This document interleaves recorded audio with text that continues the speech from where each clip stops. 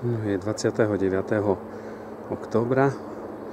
Prišli sme na včelnicu povyberať tie prúžky s ekopolom, ktoré sme dali vlastne pred 3 týždňami. Ten ekopol má tu plnú funkčnosť podľa niektorých zdrojov 2 týždne. To znamená, že už je tam 3. týždeň.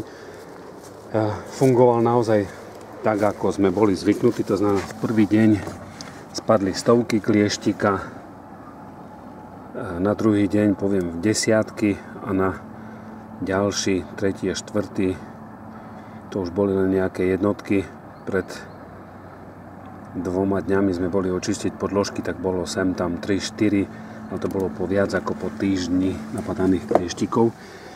Predpokladám, že to boli klieštiky, ktoré zostali kdesi v tom mankúši a včely zhodili postupne dole. Včelstva teda vyzerali byť v lepšej kondícii. Skúsim nejaké 1-2 natočiť, v akej sú. Ak by bola nejaká teda mimoriadna alebo teda slabé včelstva alebo proste nejaký problém, tak možno nafilmujem. Ak bude všetko OK, tak naozaj len ten pohľad na tie dve z vrchu. Zásah by mal byť veľmi rýchly.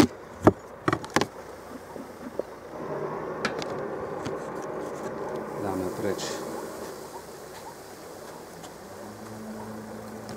medzi dno.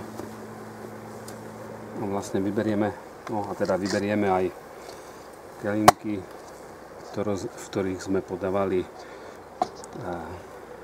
nozevit. Áno, nemohol som si spomenúť. Trošku zadymím, aby som ich teda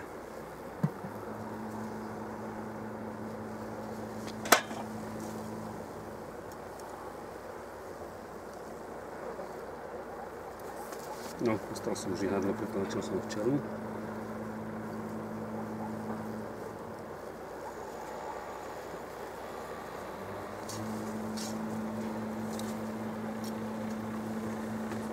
Jeden. To bude asi prilepený, hýbe sa.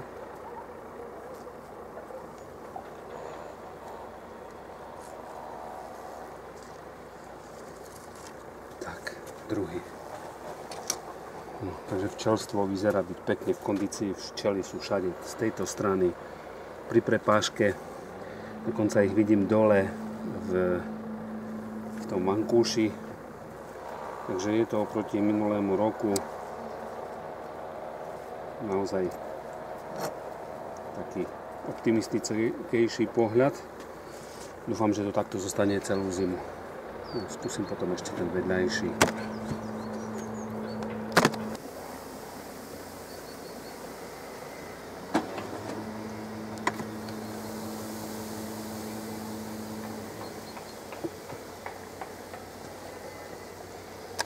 Rovnako kelimok nozevitu.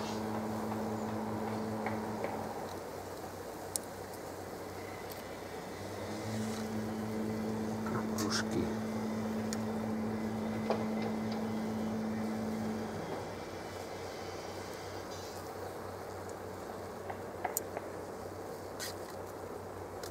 Od ekopolu. A tiež sú včely aj v tejto uličke, aj tu zásob majú dosť a naozaj ich vidím aj dole, aj teda môžem aj takto ukázať. Hej, sú dole vo vankúši. No proste je to naozaj krajší pohľad ako pred rokom o tomto čase. No verím, že teda aj v ostatných úľoch to bude takto a že naozaj do zimy teda zimu prejdú tie včely lepšie ako pred rokom. Spravili sme taký rýchly zákrok, povyberali teda tie prúžky drevené od ekopolu po uplynutí 3 týždňov.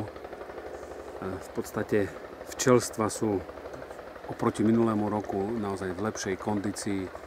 To, čo bolo vidno v tých prvých 2, je vlastne vo všetkých úľoch. Je tam trošku rozdiel pri tých 4, kde matky nie sú zaizolované, tak tie včely nie sú tak rozlezené ako v ostatných úľoch, kde matky zaizolované sú. To znamená, že sú trošku ako keby už sa išli dávať do zimného chumáča. Jedno z tých včelstiev sme aj pozreli, lebo minule som síce hovoril, že som pozeral, že či nie je plod, ale práve do toho jedného som nepozeral. A teraz tam ešte bolo nejakých možno 30, možno 50 buniek, možno aj 100 na 2 ramíkoch, tak tam sme ešte, ale nový plod nebol ani krmený, ani vajíčka, tak tam sme ešte zavesili znova Ecopol 2 prúžky. Uvidíme teda, či prípadne nejaký klieštik v tom uli. Ale naozaj ten pohľad do uľov bol tentokrát oproti teda stavu z predchádzajúceho roku optimistickejší. V tomto čase sme už minulý rok zužovali včelstva zo 6 na 4 ramíky, pretože tých včiel ubudalo, tak aby boli teda pri tom izolátore čo najviac sústredené.